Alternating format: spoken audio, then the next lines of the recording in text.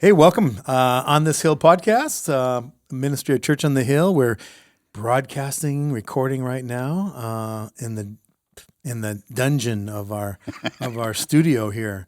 Our tech guy Ethan Pierce is making it all happen, and I've got a guest, Tim Davis, with us, who's not a stranger to us. Might be to some of you if you're new to Church on the Hill, but Tim was a pastor here at Church on the Hill for how many years? 11, 12, something like 11, that. 12. Yeah. And he's out in another ministry right now. We're going to hear just a little bit about that, but it's good to have you with us. Great to be here. Yeah. Great to be here. Yeah. So what years were you actually at Church on the Hill? Yeah, like 07 to 19, 20, right in there. Yeah. So it wasn't too long ago that he went on to other things, but Tim was our men's pastor. He did a lot of outreach stuff. And those were fun days. Those were great times. We pioneered the North Campus, the Kaiser Campus together.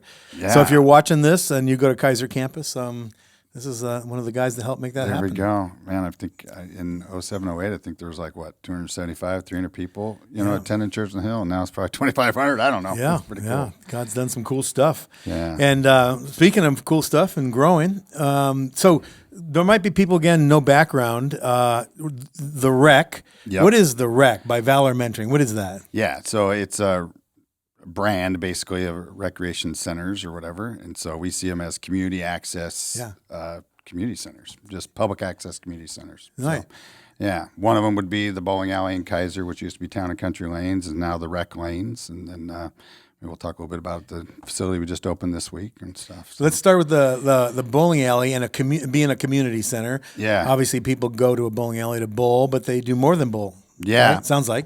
Yeah. So, we have conference rooms upstairs that are used about 25 times a week by for-profits, nonprofits, nice. Bible studies, men's groups, women's bunco, that type of stuff. And then, of course, bowling happens. Even as we're talking today, just this morning, Cross Hill was there at, with their second to last day of school out there bowling and everybody having a good time. So, Yeah. So the bowling alley is run like it's a business, obviously. Yep. Yeah. Has to pay the bills, but you sort of see it as a business that does ministry. Yeah. It's owned by the nonprofit, so all the rec facilities are all under the nonprofit Valor Mentoring, and so maybe a better place to start is how that got started, and then, we could... Yeah, because there was something bubbling in you. I remember in the last couple of years that you were here with us about the whole idea of mentoring and reaching into the community outside of the church walls. Talk about that a little bit. Yeah, I think I credit that to you and to Church on the Hill because, as you alluded to, part of my role was a little bit of a liaison to the community for Church on the Hill. Yeah. And so I began to get a pulse of that stuff, and your mentorship in my life and other people's mentorship had really transformed maybe the man I am today or whatever. And me and two buddies have been getting together for 20 years at that point, just weekly having coffee and talking about the Word of God. And guys would come along and need help maybe in their marriages, their finances, their business or whatever. And they'd hang out for a while and move on. And then about, 8 or 9 years ago, got blammed one morning and felt like God told us to duplicate ourselves. So we just began to ask a guy to meet with another guy, and then we were definitely on to something, and so that's when we started talking more and more about that. We had a couple of luncheons, simple things back then. You were, I think, our first or second speaker at something, and that is just took off. The need is really high. A portion of our focus is on male to male mentoring. Right. All of the other programs we do, from mentoring, tutoring, live performance music, video and audio production, hip-hop, dance, photography, all those programs are all free to young people. And so, and that wasn't the way it always was. We started with just one-on-one mentoring, and then we incorporate mentoring in everything we do. Every employee of the organization we feel is a mentee. Right. So, yeah. You're discipling the team while the team does the work, right? Yeah. This year we've had 4 of our employees give their life to the Lord. We're going to have a baptism thing for some of the employees, So how cool is that? Instead of a picnic, we'll do a baptism. Yeah, exactly. Or maybe do both. Yeah. But you said something a minute ago, the need of mentoring. And again, maybe there's someone listening here what does that exactly look like? Sure. Flesh that out a little bit. Yeah. So if I just jump into a quick ceremony of my life, maybe. You know, I went through 3 divorces as a kid. My mom was a very consistent, nurturing mom to me with a really bad picker, you know. And so I grew up with really inconsistent male role models, and I moved 21 times during my school age years. And so, and if it wasn't for some mentors, coaches, people in my life, I was a good kid running in the gray crowd, so to speak, you know. Right. And and so Valor ends up to be kind of just an expression of how I learned, you know. My mom got sick with cancer my junior and senior year and died 4 months after high school. And so I had some athletic ability and maybe some scholarship opportunity, but I needed to pay rent. So I went and got a job, pushed off college, and found had some leadership skills and some sales skills, made money, bought Corvettes, drank tequila, and chased girls, you know. And then in the mid-20s, I meet this Jewish carpenter, Jesus, you know. And it kind of ruined that view of what manhood was. And so that began that journey of me seeking mentorship into my life. I always wanted to be a husband, always wanted to be a father and those type of things, but my tool belt was pretty empty. That's amazing. So who finds you, or how do you find... How's the match happen? Yeah, so we have an endless line of mentees. So as fast as we can recruit mentors, we have young people waiting for a mentor. And so that happens off of our website. They're referred by teachers, pastors, coaches, parole officers, right? Any of those segments, foster care, public school, private school, homeschool, juvenile system, right? So all those different ways, and they just apply as a mentee, and then we start that matching process. How do you build the mentor pool? Yeah, so the mentor pool is virtually 100% of that comes from the church in general, churches. Not just Church on the Hill, but churches in general, right? That you need to have a spiritual reference and a professional reference to be a part of that. There's an interview and, of course, background checks and that type of thing. And then we've evolved that process, you know, starting this organization from scratch. We've built every policy, every training manual, every whatever, right? It drives the, but we now use a personality assessment that's based on DISC that uses John Maxwell's version, you know. So every mentee and mentor learns about themselves and how they're created. Oh, I see, And then it helps us match them better. Yeah. What numbers wise? How many? You said there's an endless line. I mean, and what's the age? What kind of mentees? What's the age of the average mentee? Yeah, 5th grade and up is our categories. Okay, and but about 90% of that is 5th grade to young adult. We don't cut it off because sometimes in our 40s or 50s we get downsized, experience a divorce, and need somebody to walk alongside life with, right? And so we don't put a cap on it, but the lion's share of what we do is 5th grade to young adult. Yeah. This might sound like a obvious dumb question, but is the shape of our culture driving some of this? Absolutely. And what's your take on that? Just being out there working, because Tim works not only with Valor, but you're one of the networkers par excellence. I do. I serve on 6 nonprofit boards. Yeah. And you need to know somebody that doesn't know you. Talk to Tim. So, So what was the question again? Well, how do they find you guys? How's the match made? And then so they get referred. They hit our website. That comes through some software, and then we begin that process of that. The software we're using, actually, let's say you were mentoring me, as you still are, but just not in a formal way. You'd get your personality assessment, and then you'd get mine. And then we have a code that put it together, and it actually will tell you how I receive information best from your personality. Oh, interesting. And so it's not perfect, but it's really increased our effectiveness in matching people, because like you go to your first session or whatever that is, having maybe a couple of meetings worth of information about the person you're going to get with, right? Yeah. And is it usually, does it start off slow?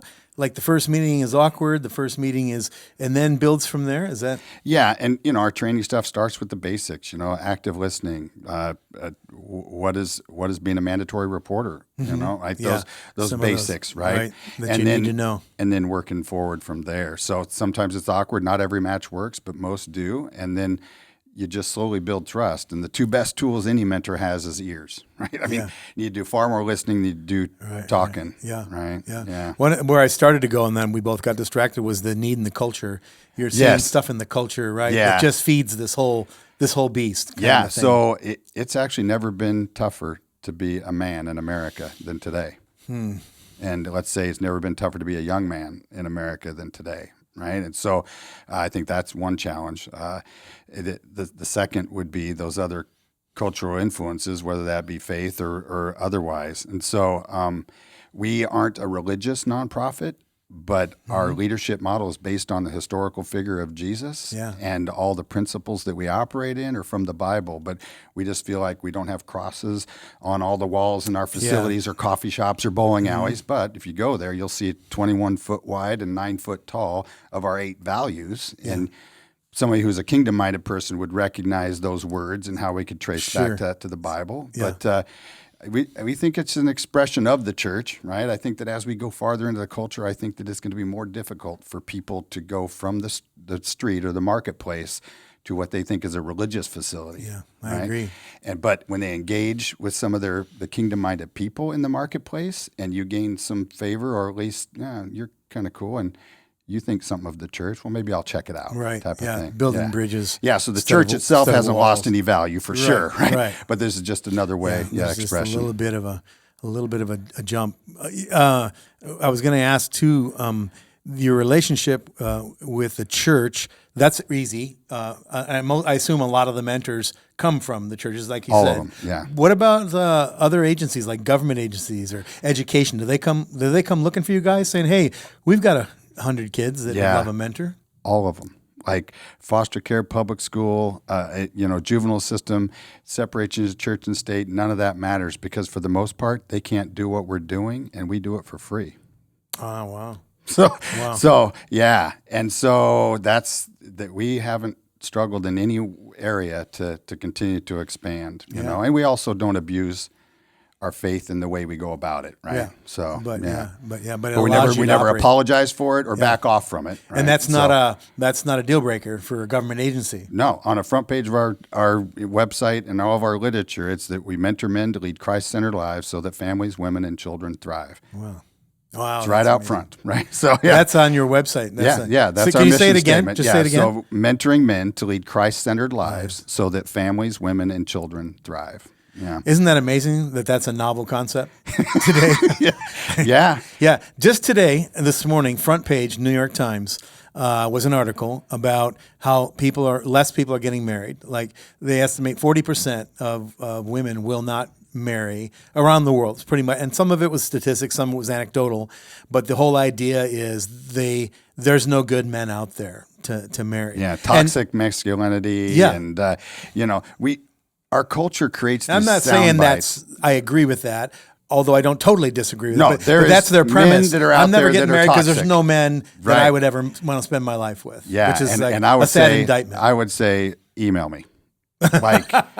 Like I roll with a bunch of quality dudes and with young men that are quality people, and none are perfect, right? But there are plenty of high character, and there's no doubt their experience, whoever wrote this and whoever said this, they have had bad experiences with men because they didn't know how to lead. They might have met me at 20. So I mean, honestly, right? I mean, I wasn't marriable at 20. Yeah, that's true. Yeah, that's really true. Before Christ, we had more than a few issues. Yeah. I mean, you Isn't talk that about amazing? you talk about statistics. So there's the other things that our culture, separation of church and state, and all that can't argue with. That 90% of every incarcerated person comes from a fatherless home. 90% of every homeless runaway comes from a fatherless home. 71% of every drug addiction and alcoholism comes from a fatherless home. 64% of every youth suicide comes from a fatherless home, and that 43% of every child in America is in a home without their dad. 43%. If you're a female, if you're a teenage girl and you're in a home without a dad, you're 770% more likely to be pregnant by 20 years old. Wow.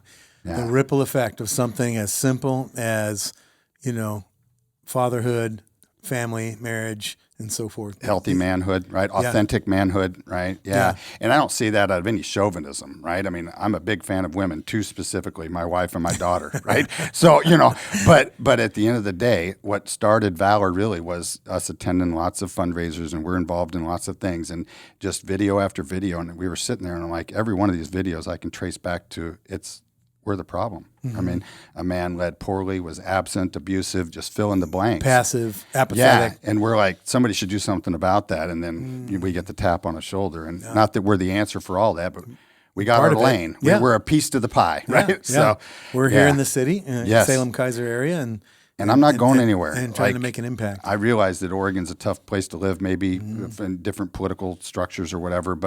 And I have acquaintances that talk about moving away, and I tell them, like kiddingly, I say, well, just show me in the Bible where it says to move to comfort. Right. Yeah, that could be a whole nother podcast. Stay tuned for that one. Yeah. Well, but if we all leave, what's the vacuum? Up? Yeah. What fills the vacuum? The second thing that keeps me here is this is one of the most beautiful places on the planet. Yeah. I mean, the Willamette Valley is amazing. It is. And then secondly, if I moved somewhere else, how long would it take me to develop influence? Right. I mean, I got 40 years in this community, and deep history. It's shocking to me that county commissioners, mayors, both chiefs of police, the DA, all those people, I could call at 2 a.m. and what do you need? Yeah. And I couldn't get that if I moved to, Florida or whatever. Something like that. Jim and I, we've been in a number of meetings where the speakers are government elected, citizen elected government officials, and they're sharing their faith. Absolutely. And so there's this image of Oregon that it's super liberal, which there's obviously it is to some degree, but super non-Christian, but that's really not true, isn't it? No, there's plenty of people of faith, and if you're a leader or consider yourself that, there's some meetings that happen. There's the Food for Thought thing that we help put on at the last Wednesday of each month. And talk about that a little bit so I don't forget. Food for Thought. So me and Dick Whitnell and Samuel Matias from YWAM kind of got this idea started about 2.5 years ago. So on the last Wednesday of each month at a bowling alley, right, people show up from chiefs of police to nonprofit leaders to big business owners to whatever, but they're all people of Christian faith. And each month, somebody from that community shares about their faith and about how Jesus is still winning in their Marion County commissioner position, their chief of police position, their pastoral position. Yeah, it's These a real are people encouragement. out there in the community, on the ground with real people every day. Yeah, and big business people and small business people.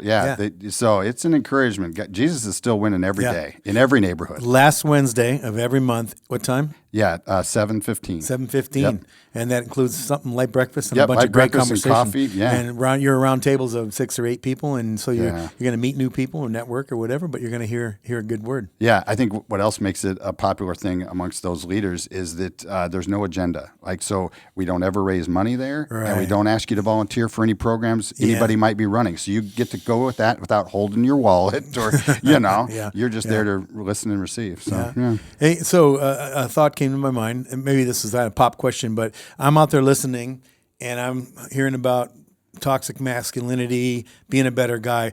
A book that you could point to and say that if I was going to just recommend one about what it means to be a man, is there something? Obviously, you've read, you're well read, you've looked at a lot of things. Sure. Is there one that kind of pops out to you? Gosh, there's a few. Fight by Craig Groeschel. That's the title of it. Just Fight. Fight. Fight by Craig Groeschel. Raising a Modern Day Knight. Is a good. And then. Reworded it, but Wild at Heart. What's the newer version? Yeah, the second he rewrote The Way of the Wild Heart, and then that became Fathered by God. Fathered by God. John Eldredge. If someone was asking me the question I just asked him, yes, I would say Fathered by God. I give that book out. I gave it to my kids, my boys. I give it to just all kinds of people getting ready to either get married or have children. So it's a great book. Identity. Yeah, I'm fortunate to just have always been a learner. I mean, I got plenty of reasons and excuses. I'm from broken home, moved 21 times, experienced 3 divorces as a kid. Both my parents are gone. I lost my mom at a young age. I mean, lots of reasons why I should just be in prison, But there's a resiliency and a glass half fullness to my life that I think, resilience is a real buzzword, I guess, nowadays. But we take all this, and this is my pitch that I'm rolling with, is that you can break it down to 2 words. And what our culture is missing is purpose and accountability. Now, we might use biblical words like hope and discipleship or hope and discipline, but nobody can argue with me that we're short in the education system, in the public square on purpose. People are walking around without purpose, and they're walking around without accountability. And you can't have success in the way I define life without having those 2 things in operation. When you say, okay, that's amazing. When you say purpose, are you talking about significance? Yeah, like why am I here? Who am I? What do I want to do? What do I want to do before I'm gone? Yeah. Because none of us get out of this thing alive. Yeah. Right. And what am I here for? Exactly. What am I going to do with what I've been given? My life, my time, my resources. Exactly. Napoleon Hill would call it a definite major purpose, like spending a bunch of time to really figure that out. And so that's where I've spent a lion's share of my time over the last 2 or 3 years, is continuing to refine that so that I can get narrower and uncompromising in those areas. And I'm So an 18-year-old kid just gets out of high school. Yep. Let's just say he doesn't have a father, and you're across the table having a coffee, and you say, "Hey, purpose, man. You got to understand purpose." How would you unpack that to that 18-year-old boy? Yeah, it would start with, hopefully I know I have a personality assessment of him or whatever, or I just ask questions about that, right? I mean, because I would have done poorly as an auto mechanic, right? Or an excavator, right? You know, and so learning some of those characteristics first, because those are all core to the way God made us, right? He designed us that way. Our personalities are not going to dramatically change our entire life, right? The environment changes it some, but if you're an extrovert, you're not going to end up an introvert typically, right? You know, so just helping to ask questions to help them self-evaluate about those things, right? And so discover. that you can point them so that you can point them in the right direction. So then them coming up with some purpose, and then it's how you're going to get there. So that's another way of That's like the next thing, right? Yeah, it's the next thing. Yeah, exactly. What do you need to do to graduate from college? What do you need to do to be a mechanic? What do you need to do to be an excavator or a lawyer, right? And so, or whatever it is you think college may or may not for. be the thing, right? Exactly, So, which we could debate whether that's 30 or 40% of the population or whatever that is that really needs higher education, because this is the United States of America. You can make a living doing a million different things. That's really true, isn't it? Yeah, that's really true. As messed up as we might think our government and our structure is, I still believe it to be the finest country. Yeah, as imperfect as it is in the world compared to the rest of the world. The entire world is a safer place because of the United States. I believe that the entire world is a more prosperous place because of the United States. As many mistakes as we make, often. Sure. Yeah. Yeah. So. And bashing it doesn't do any good anyway. What is that? That doesn't improve anything. Yeah. Usually. So on the purpose side of things, on the accountability side of things, how would you unpack that to him? Like, again, 18-year-old kid, he's kind of been relatively on his own because without a father in the home, he's kind of been making his own decisions. Maybe he's even got an instinct that says, I'm alone. I have to figure it out on my own. Which all of us think that, right? To some degree. Yeah. I mean, and maybe we Which learn is the book, by over the way, time. the Eldridge book. Read Exactly. that. So, yeah. And so we don't make any money off of that. So, So it depends on whether this is going to be a longer term mentoring relationship for me or for others. But it would be, what do you need to do? And then I'm going to check in with you about that. So, I ask this question everywhere I go, from the barista to the check cashier at Walmart. What's the biggest challenge you have in your life? And I've been with him many times when you've asked that as the check gets delivered. And there's and always this, for a moment, isn't there like this, like, what did you just ask me? That's a big question. And I'm like, well, I'm eating, I'll be here 45 minutes. tell So me about it. I'll check back with you, right? Yeah. But sometimes it'll just my son's in prison. I've been addicted to drugs. I'm struggling to pay my rent, right? I just went through a terrible breakup. Exactly. And so then I'll do a follow-up question like, what do you need to do for that to be different? Yeah. Right? And then sometimes I come back and sound like I've got this great memory, but what I really do is type their name in my phone. And if it's, let's say I'm at Sherry's, I'm going to book a time to eat there a month from now. Yeah. And I'm going to ask Jody, right, about her son, Sam. Yeah. Like, how's that thing going? And after that, it's over. And so, and they might, only 1 out of 10 will be like, no, I'm all good, Yeah. But, and if they're like, really, that's pretty big. I'm like, I might have the power to change it today. To help you change it. Right now. Yeah. Yeah. That's so cool.